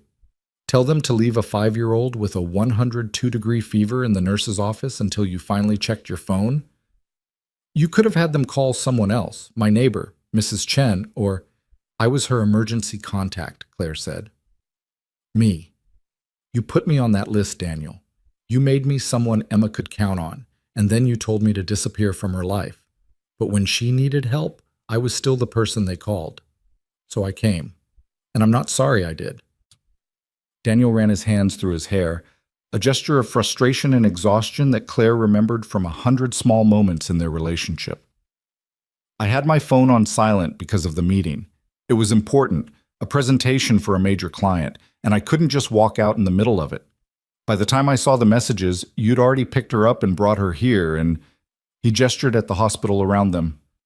Mount Sinai, the private room, the head of pediatrics. How much is this costing, Claire? I don't care what it costs, Claire said. She's a child. She was sick. I made sure she got the best care possible. And now I'm in debt to you, Daniel said bitterly. Now I owe you for taking care of my daughter when I couldn't be there. Do you understand how that feels? To owe someone who's already lied to you about everything? You don't owe me anything, Claire said. I didn't do this so you'd owe me. I did it because Emma called for me and I couldn't not come. Because despite everything that's happened between us, I love her. That doesn't just go away because you found out who I really am. Who you really are, Daniel repeated. That's the problem, isn't it? I still don't know who you really are. Is it the woman who read Emma bedtime stories and pushed her on swings? Or is it the billionaire CEO who can afford to have the head of pediatrics waiting in the emergency room? Which one is real, Claire? Both, Claire said desperately. Daniel, both of those people are me. I know I lied about the circumstances, but I never lied about how I felt. Every moment we spent together, every conversation, every time I helped Emma with homework or made dinner or just sat on your couch talking, that was real. That was me being more honest than I've ever been with anyone. Except for the part where you lied about literally everything else, Daniel said, but his voice had lost some of its edge. He looked tired, worn down by days of anger and hurt, and the fresh panic of thinking something terrible had happened to his daughter. I wanted to hate you. These past few days, I've been telling myself that everything was fake, that you were just playing some sick game. But then I get to the hospital and find you sitting by Emma's bed in your designer suit, looking terrified, and you're holding her hand the same way you always did, and I... He stopped, took a breath. I don't know what to think anymore. Think that I love her, Claire said softly. Think that when I got that call saying she was sick and alone and scared, nothing else in the world mattered except getting to her. Not my company, not my reputation, not the lies or the truth or any of it. Just her. Daniel looked at her for a long moment, really looked at her, and Claire wondered what he saw. The woman he'd fallen in love with or the stranger who'd betrayed him? Both? Neither? The doctor said she needs to stay overnight, Claire said when the silence stretched too long. I can leave if you want. I can make sure the hospital knows you're here and remove myself from the situation. But Daniel, please don't take me off Emma's emergency contact list. Not yet. Because if something like this happens again and you can't get there, I need to know that I'll be called. I need to know she won't be alone. She's got influenza, Daniel said, and Claire realized he was trying very hard not to cry. When I saw all those messages saying she was in the hospital, I imagined the worst. Car accidents and injuries and terrible things. And all I could think was that I'd been in a stupid meeting arguing about spreadsheets while my daughter was sick, and you were the one who was there for her. You, not me. You're here now, Claire said. That's what matters. You're a good father, Daniel, the best father. One meeting doesn't change that. But I wasn't there when she needed me, Daniel said, and now he was crying, tears streaming down his face that he didn't bother to wipe away. Her mother left, and I promised I'd always be there, and today I wasn't, and you were, and I don't know how to feel about any of this. Without thinking, Claire stepped forward and hugged him. For a second he stayed stiff, resistant, but then he collapsed against her and just cried. They stood in the hospital hallway, two people who'd loved each other and hurt each other in equal measure, holding on to each other while the world continued around them. I'm sorry, Claire whispered. I'm so sorry for lying. I'm sorry for hurting you. I'm sorry for making you doubt everything we had, but I'm not sorry I came today. I'll never be sorry for that. Daniel pulled back, wiping his face with the back of his hand. I need time to process this, to figure out what it means, to... I don't know, but I can't do this right now. Right now, I need to be with Emma. I understand, Claire said. I'll go. But Daniel, if you need anything, I know, he said quietly. I know where to find you. Apparently, I've always known where to find you. I just didn't realize it. Claire nodded and started to leave, but Daniel caught her arm. Wait, stay. Emma will want to see you when she wakes up, and I don't think I can take any more crying today, from either of us. So Claire stayed. She sat in a chair on one side of Emma's bed while Daniel sat on the other, and they watched her sleep and didn't talk about anything important. They talked about Emma's butterfly project at school, about the field trip next week that she'd have to miss now, about whether they should call Mrs. Chen and let her know what happened. Normal things, parent things, the kind of conversation two people who cared about the same child would have. When Emma woke up around dinner time, her fever had broken and she looked infinitely better than she had at the school. She saw both of them and smiled, a tired but genuine expression of happiness. You both came. Of course we both came, Daniel said, taking her hand. We love you, butterfly girl. I love you too, Emma said, then looked at Claire with those serious 5-year-old eyes. Are you still going to leave? Daddy said you had to go away, but I asked the universe for you to come back, and you did. So does that mean you're staying? Claire looked at Daniel, who looked back at her with an expression that said this was her choice, her words to say or not say. She could tell Emma that yes, she was staying, and force Daniel's hand. Or she could tell the truth and break a little girl's heart again. I'm here right now, Claire said carefully, and I'll be here as long as your daddy says it's okay for me to be here. Is that all right? Emma considered this with the gravity of someone making an important decision. Okay, but I think Daddy should say it's okay forever, because you're part of our family and families don't leave each other. Emma, Daniel said gently, it's more complicated than that. Why? Emma asked with the direct simplicity of childhood. You love Anna, and Anna loves you, and I love both of you. That's what families are. Miss Roberts said families are people who choose to love each other even when it's hard, so choose. Out of the mouths of babes, Claire thought, watching Daniel's face as he processed his daughter's wisdom. Miss Roberts had taught Emma more than just butterfly facts. Rest now, Daniel said instead of answering. You need to get better. Emma yawned, proving his point, and drifted back to sleep with that easy resilience of children. Claire and Daniel sat in silence while nurses came and went, checking vitals and adjusting IV bags, the hospital machinery beeping its steady rhythm around them. She's right, you know, Daniel said finally, his voice barely above a whisper. About families choosing each other. I chose to love you, Anna, Claire, whoever you are. I chose to let you into our lives, to introduce you to Emma, to imagine a future together. And then I found out you'd been lying and I was so angry I couldn't see past it. But sitting here today, watching you with Emma, seeing how scared you were when you thought she might be seriously hurt, that's not something you can fake. That's real. It is real, Claire confirmed. Everything I feel for both of you is real. The circumstances were false, but the emotions never were. I still don't know if I can trust you, Daniel admitted. You lied to me for 5 months, Claire. 5 months of building a relationship on false pretenses.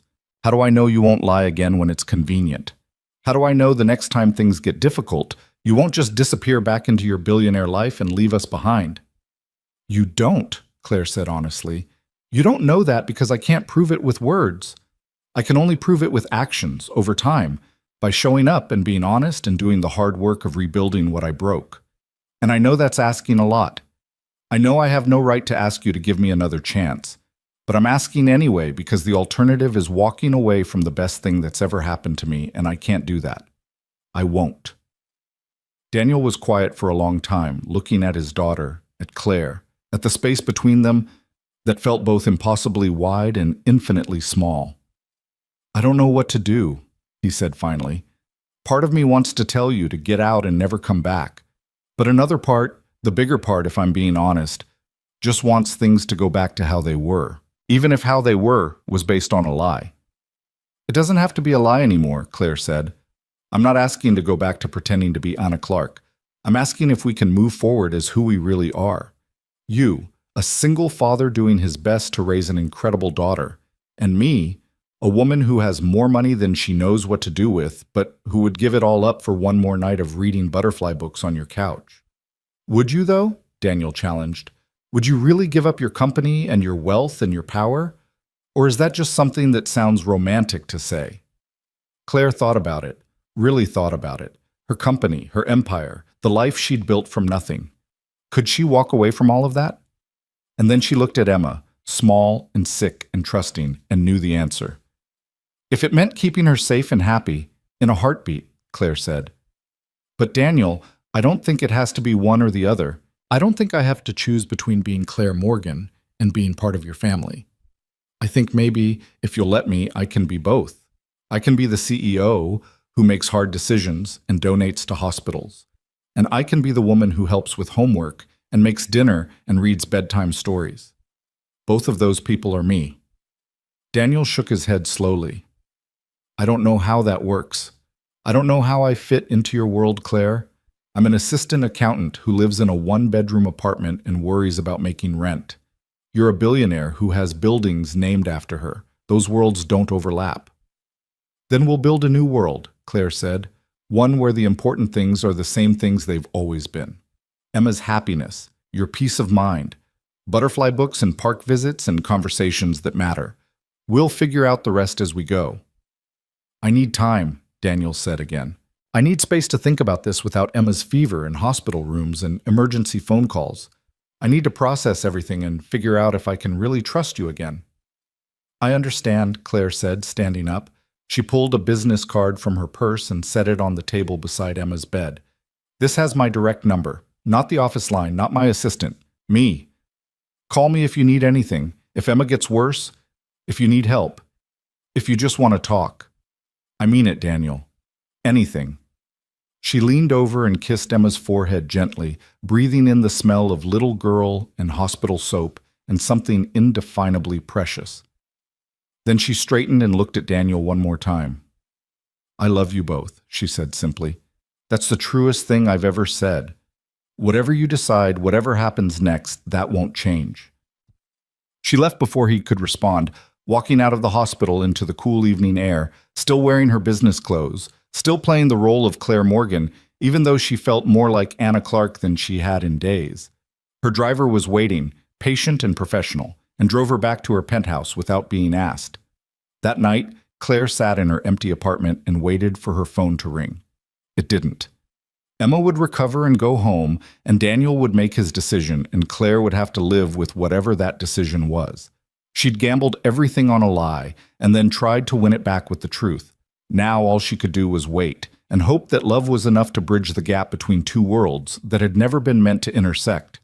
Outside her window, the city sparkled with a million lights, each one representing a life being lived, a story being told. Somewhere out there, 17 blocks away, a man was sitting by his daughter's hospital bed and trying to decide if he could forgive the woman who'd loved him under false pretenses, but shown up when it mattered most.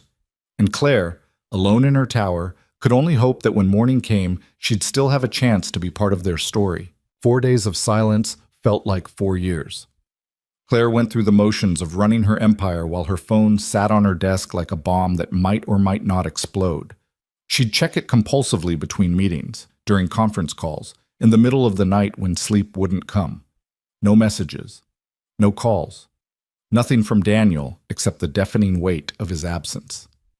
Emma had been discharged from the hospital the day after Claire left, according to the brief update Dr. Chen had provided when Claire called to check. The little girl was recovering well, fever gone, eating normally, back to her cheerful self. Daniel had thanked the hospital staff profusely and left with his daughter, and that was the last Claire had heard. She'd honored his request for space even though it was killing her. No drive-bys of his apartment, no calls to the school to check on Emma, no texts asking how they were doing. Just silence and waiting and the constant ache of missing two people who'd become her entire world in the space of 5 months. On the 5th morning, Claire was reviewing quarterly reports when her assistant buzzed. Ms. Morgan, there's a Daniel Reed here to see you. He doesn't have an appointment, but he says it's personal. Claire's heart stopped, then started again at double speed. Send him in. She stood up, smoothed her skirt, and tried to prepare herself for whatever was coming. Daniel walked through the door looking tired but determined, wearing the same work clothes he'd worn to their first date minus the coffee stain, his expression unreadable. "Hi," he said, stopping a few feet from her desk. "Hi," Claire replied, and hated how uncertain her voice sounded. "How's Emma?" "She's good. Back to normal, mostly. Still tired easily, but the doctor said that's normal for a few more days." He shifted his weight, clearly uncomfortable. "She's been asking about you every day, multiple times a day." "When is Anna coming back? Why can't we see Anna? Did Anna stop loving us?" Claire's chest tightened. "What did you tell her?" "The truth," Daniel said, "that Anna's real name is Claire, and that we're trying to figure some things out, and that sometimes grown-ups need time to think about important decisions." He paused. "She asked why you lied about your name. I told her that sometimes people are scared that others won't like them for who they really are, so they pretend to be someone else. She said that was silly because butterflies don't pretend to be different butterflies. They just are what they are." Despite everything, Claire smiled. "She's very wise for 5. "She is," Daniel agreed. "She also said that she doesn't care if your name is Anna or Claire or Princess Buttercup from her favorite movie. She just wants you to come home." His voice cracked slightly on the last word. "And I realized that I want that too." Claire couldn't breathe. "You do?" "I've been angry for days," Daniel said, finally moving closer to her desk. "Furious, actually. I kept running through everything in my head, every moment we spent together, trying to figure out what was real and what was performance. I convinced myself it was all fake, that you were just playing some sick game. But then Emma got sick and you dropped everything to be there for her. You didn't have to do that. You could have told the school to call someone else. You could have protected yourself from the mess of seeing me again. But you came running." "Of course I did," Claire said. "She needed me." "Yeah," Daniel said softly. "She did. And that's when I realized that maybe I've been asking the wrong questions. Maybe it doesn't matter that you lied about your name and your job and your apartment. Maybe what matters is what you did when it counted. You showed up. You took care of my daughter. You sat in that hospital room and you were terrified, and that terror was real, Claire. I could see it on your face. You can't fake that kind of love." Claire felt tears starting and didn't try to stop them. "I do love her. I love both of you. That was never a lie." "I know," Daniel said. And now he was around the desk, standing right in front of her. "I know that now. And I need to apologize because I said some terrible things to you. I was hurt and angry, and I lashed out. I made you feel like you were a bad person for wanting to be loved for yourself instead of your money. But Claire, I get it now. I understand why you did what you did." "You do?" "I've spent the last few days thinking about what it must be like to be you," Daniel said. "To never know if people want you or your money. To have everyone see dollar signs instead of a person. To be so lonely that you'd create a whole fake identity just to experience what normal people take for granted. That's not playing a game, Claire. That's survival. And I'm sorry I made you feel like a monster for trying to survive." Claire was fully crying now, tears streaming down her face that she didn't bother to wipe away. "I should have told you sooner. I should have been honest from the beginning." "Maybe," Daniel said, "or maybe you needed time to trust that I'd see you and not your bank account. And I think I proved that I did, didn't I? I fell in love with Anna Clark, administrative assistant, woman who worried about making rent and wore the same jeans twice a week. I fell in love with the person you actually are, not the persona you present to the world. That has to count for something." "It counts for everything," Claire whispered. Daniel took her hands, holding them gently. "I'm not going to pretend this is going to be easy. We have a lot to figure out. How we navigate the difference in our financial situations. How we explain this to Emma in a way she understands. How we deal with your public life and my very private one.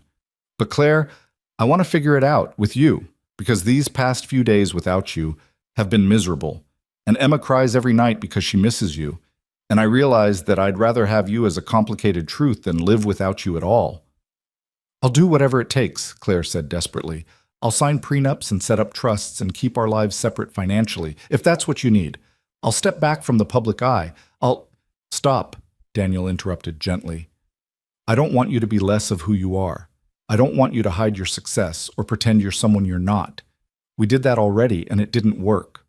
What I want is for us to be honest with each other moving forward. Complete honesty, even when it's hard, especially when it's hard. Can you do that? Yes, Claire said without hesitation. I can do that. I will do that. Then here's me being honest, Daniel said. I'm terrified. I'm terrified of your world and what it means for Emma. I'm terrified that one day you'll realize you've slummed it long enough and you'll go back to dating men who understand stock portfolios and country clubs. I'm terrified that I'll never be able to give you the kind of life you're used to and you'll resent me for it. Daniel, Claire said, squeezing his hands. I've had that life. I've dated those men. They're boring and shallow, and they only wanted me for what I could do for them. You wanted me when you thought I was broke. You fell in love with me when you thought I could barely afford dinner. That's the life I want, the one where someone loves me for me, not for what's in my bank account. But we can't ignore what's in your bank account, Daniel said practically. It's there. It exists. And it's going to create imbalances and complications and situations where I feel like I'm not contributing equally. So we'll figure it out together, Claire said. We'll find a balance that works for both of us. Maybe I pay for the big things and you handle the daily expenses. Maybe we set up separate accounts and a joint one for household stuff. Maybe we see a financial counselor who helps couples navigate this exact situation. I don't know all the answers, Daniel, but I know I want to find them with you. Daniel pulled her close, wrapping his arms around her, and Claire felt something inside her settle for the first time in days. Emma wants you to come to dinner tonight, he said into her hair. She's been planning the menu for 2 days. Apparently we're having butterfly-shaped pasta and green beans because they're dragon food and chocolate pudding for dessert because you like chocolate. Claire laughed through her tears. I do like chocolate. How did she know? She's very observant when it comes to people she loves, Daniel said. So will you come? To dinner? To our apartment that you now know you probably own the building of? I don't own your building, Claire said. I checked. Different company. But yes, I'll come to dinner. I'd love to. They stood there holding each other in Claire's office with its expensive furniture and its view of the city. Two people from completely different worlds who'd somehow found each other despite everything working against them.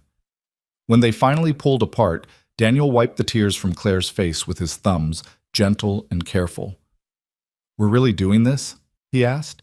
You and me? For real this time? For real, Claire confirmed. No more lies. No more pretending. Just us, figuring it out as we go. Just us, Daniel agreed and kissed her. It was different from their first kiss, deeper and more solid, built on truth instead of fiction. It tasted like hope and second chances and the promise of something real. That evening, Claire showed up at Daniel's apartment as herself for the first time. She'd changed out of her work clothes into jeans and a sweater, but they were jeans that cost $300 and a sweater that was cashmere. She wasn't pretending anymore, wasn't hiding who she was.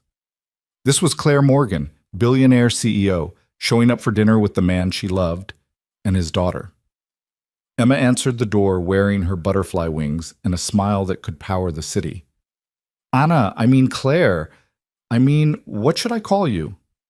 Whatever you want to call me, butterfly girl, Claire said, kneeling down to Emma's level.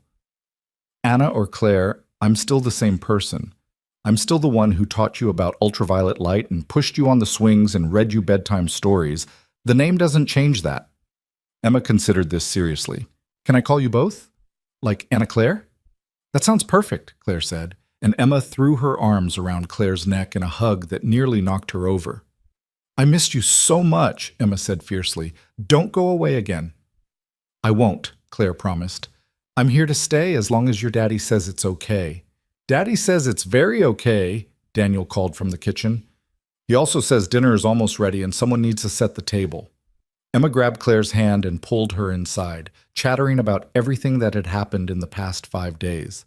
The butterfly garden at school had 4 new chrysalises. Tyler from her class had gotten in trouble for pulling someone's hair. Miss Roberts had read them a new book about moths. And did Claire know that moths were just as cool as butterflies, but most people didn't appreciate them? Claire listened to every word while helping set the table with mismatched plates and cups that Emma had carefully selected. Daniel moved around the small kitchen with practiced efficiency, making butterfly-shaped pasta and green beans and checking on the chocolate pudding in the fridge. It was so normal, so domestic, so completely different from Claire's usual life of catered meals and restaurant reservations and food she couldn't name prepared by chefs she'd never met. It was perfect. Over dinner, Emma asked questions with the directness of a child who'd been told the truth and wanted to understand it. "So you're really rich? Like Princess Rich?" "Something like that," Claire said carefully. "And you have a big house?" "I have a big apartment, yes." "Bigger than ours?" "Much bigger," Claire admitted. Emma processed this while twirling pasta on her fork. "But you like our apartment better?" Claire looked around at the small space with its peeling paint and its secondhand furniture and its walls covered in Emma's artwork. She looked at Daniel, watching her anxiously, waiting to see how she'd answer his daughter's question. She looked at Emma with chocolate pudding already on her chin, even though dessert hadn't started yet. "I like being here better than anywhere else in the world," Claire said honestly, "because this is where you are, both of you, and that makes it the best place I know." Emma beamed. "That's what I told Daddy. I said it doesn't matter if Anna has a bigger house, because she likes our house better because we're here. And Daddy said love isn't about houses, it's about people. Right, Daddy?" "Right, butterfly girl," Daniel said, his voice thick with emotion. After dinner, they did dishes together, all three of them, in the tiny kitchen, with Emma standing on a stool to help dry. Then it was bedtime routine, which Claire had missed desperately. Bath time with butterfly-shaped bubbles, pajamas with butterflies printed on them, teeth brushing with a toothbrush that had a butterfly on the handle. Everything in Emma's life came back to butterflies, her constant reminder that transformation was natural and beautiful. "Will you read to me?" Emma asked, climbing into bed with 3 books already selected. "All of us together?" So they did. Claire and Daniel sat on either side of Emma's small bed, taking turns reading pages from butterfly books Claire had mostly memorized by now. Emma's eyes drooped halfway through the second book, but she fought sleep, clearly afraid that if she closed her eyes, Claire might disappear again. "I'll be here when you wake up," Claire promised softly. "I'm staying over tonight, remember? I'll be right here in the morning." "Promise?" Emma whispered. "I promise," Claire said, and kissed her forehead. "Now sleep, butterfly girl. You need your rest to finish getting better." Emma finally let her eyes close, one hand clutching her stuffed butterfly, the other reaching out to hold Claire's hand. Within minutes, she was asleep, her breathing evening out into the peaceful rhythm of childhood. Claire and Daniel stayed there for a few more minutes, watching her sleep, neither wanting to break the moment. Finally, they crept out, leaving the door cracked open so they could hear if Emma called for them. In the living room, Daniel pulled out the couch that served as his bed, transforming the space from living area to bedroom. "I know this isn't what you're used to," he said, gesturing at the worn furniture and the thin mattress. "Your apartment probably has a bed that costs more than everything in this room combined." "Probably," Claire admitted, "but I sleep better here than I do there. I always have." They got ready for bed with an ease that came from having done this before, back when Claire was pretending to be someone else. Except now there was no pretending, no performance, just 2 people who loved each other navigating the reality of their situation. Lying in the dark with Daniel's arms around her and the sound of Emma's soft breathing coming from the other room, Claire felt more at peace than she had in weeks. This was real. This was honest. This was home. "I've been thinking," Daniel said quietly, "about the future, about what it looks like for us." "Okay," Claire said, preparing herself for whatever he needed to say. "I don't want your money," Daniel said. "I need you to understand that. I don't want you paying my rent or buying me things or setting up trust funds. I need to provide for my daughter myself. That's important to me." "I understand," Claire said, even though part of her wanted to argue that she could make their lives so much easier if he'd just let her help.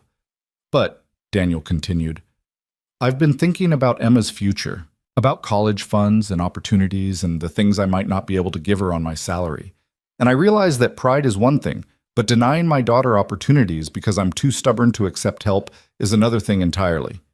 Claire waited, letting him work through his thoughts. "So here's what I'm thinking," Daniel said. "We keep our finances separate for the most part. I pay my bills, you pay yours. We split expenses for things we do together in a way that's proportional to our incomes. But for Emma's future, for her education and opportunities, if you want to help with that, I won't say no. Because that's not about my pride. That's about her having the best possible chance at a good life."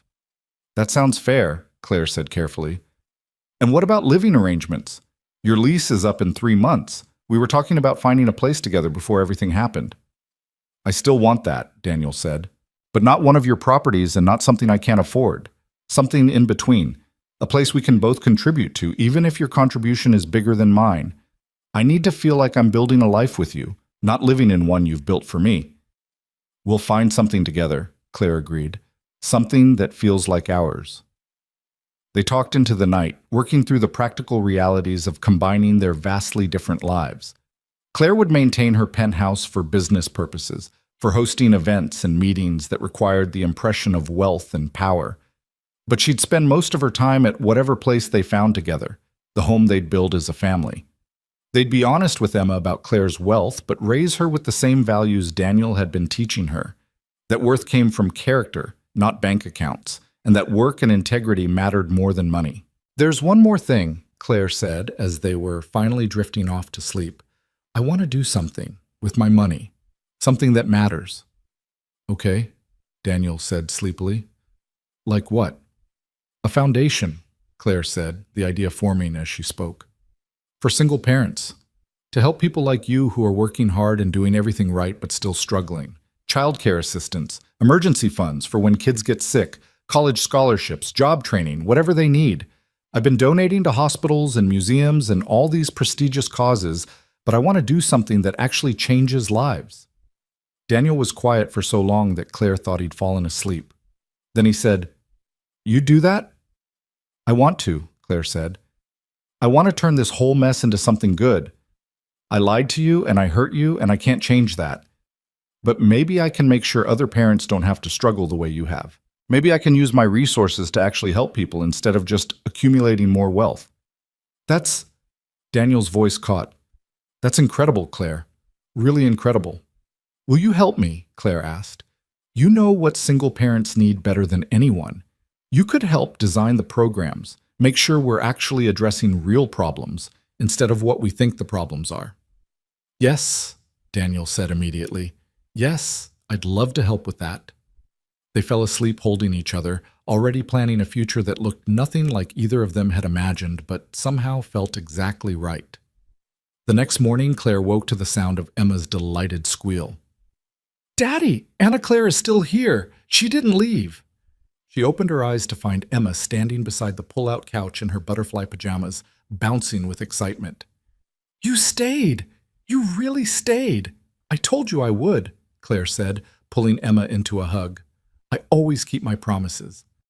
Daniel emerged from the bathroom, hair wet from the shower, grinning at the scene. Someone's excited. Can we have pancakes? Emma asked. Special celebration pancakes because Anna Claire is here and everything is good again? Special celebration pancakes it is, Daniel agreed.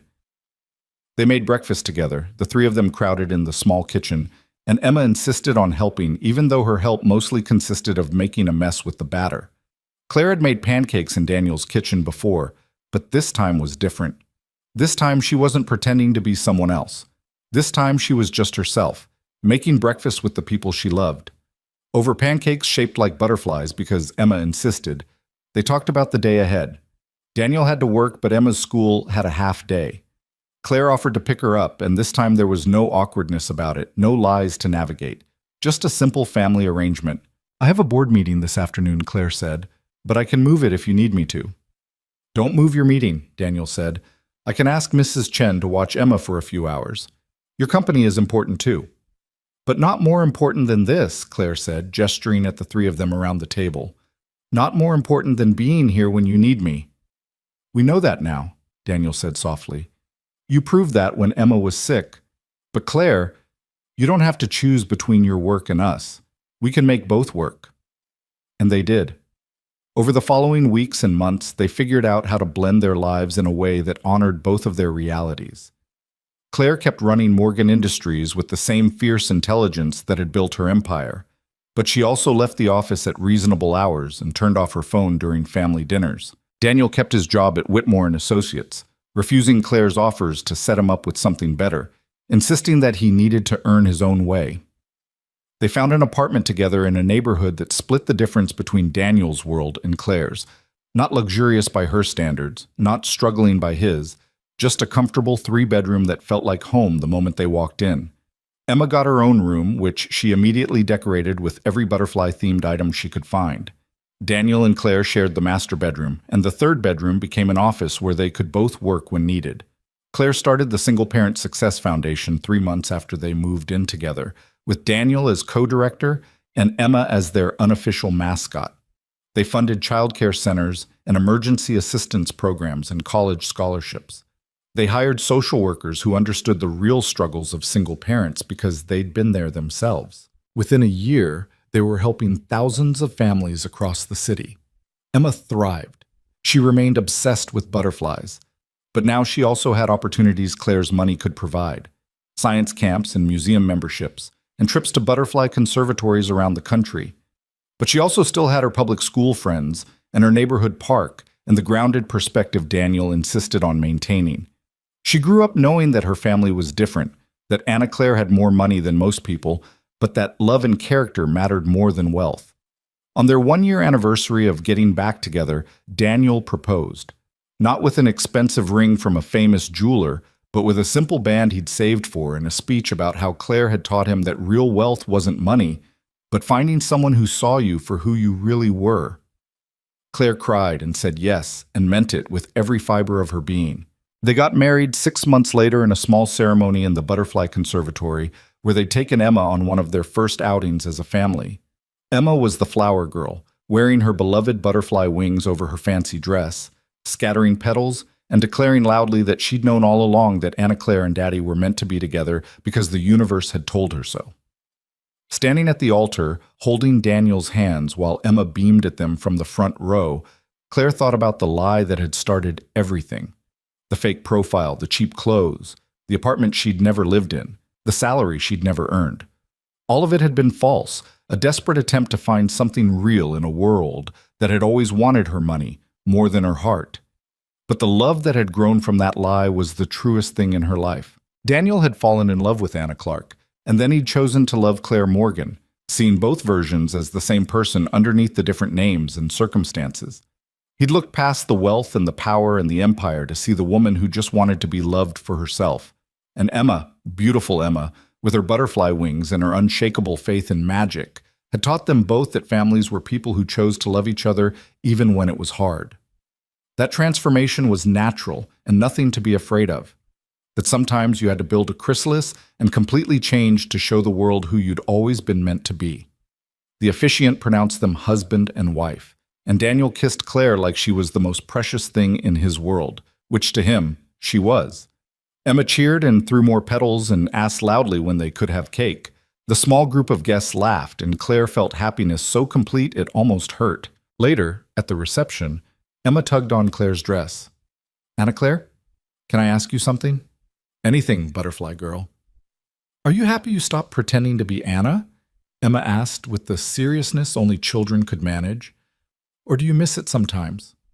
Claire knelt down to Emma's level, taking her small hands. "I don't miss it," she said honestly, "because I learned something important. I thought I had to pretend to be someone else to find love, but what I really needed was to find people who would love all of me. The parts that are Anna and the parts that are Claire. And I found them. I found you and your daddy, and you love me even when I make mistakes, and you love me even though I have too much money, and you love me just for being me. That's not something you can find by pretending." Emma nodded like this made perfect sense to her 5-year-old logic. "Like butterflies," she said. "They don't pretend to be different butterflies. They just are what they are, and that's what makes them beautiful." "Exactly like butterflies," Claire agreed, pulling Emma into a hug. "You're very wise, you know that?" "Miss Roberts says I'm going to be a scientist," Emma said proudly. "Or a magician. I haven't decided yet." "You can be both," Claire said. "You can be anything you want to be."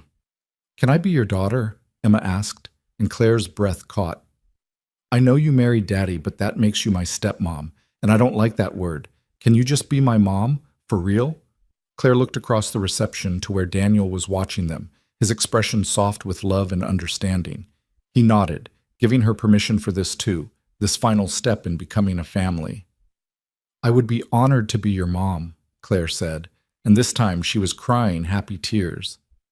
If that's what you want. It's what I asked the universe for, Emma said matter-of-factly. And the universe always listens when you ask for important things. Miss Roberts said so.